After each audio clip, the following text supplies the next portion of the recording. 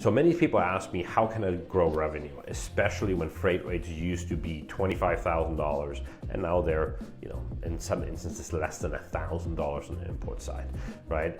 Revenue for me is not as important than profitability, and you as a business owner or a freight forwarder or trucking company should never really worry about revenue.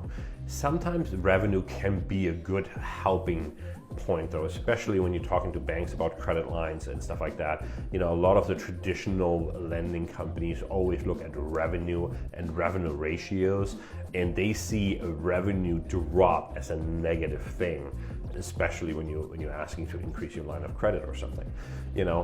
Us personally, revenue is important to us. Revenue is not the most important thing to us. Profitability is what drives us and what's more important to us. So if my revenue drops, but my profitability stays the same, I see this as a positive thing because my profit margin is actually increasing. But what are fast and simple solutions that you can do to increase your revenue? So number one is look at your integrated logistics chain, right? And really look at what parts of the transaction are you currently handling.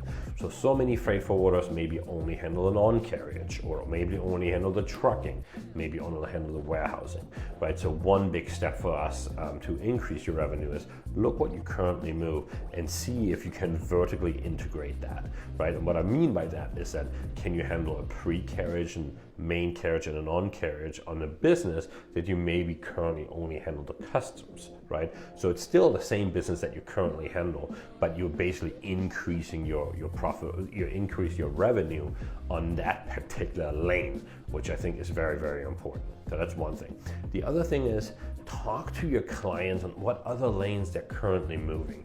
Many times you think like, oh, I've been moving with this guy for months and years and I've always handled all his business, but then you will be very quickly surprised that actually other business that he has maybe handled with a competition and only because it's been done like that for years, right? So I always look at the customer base that you currently have and see what other things can you currently still move there.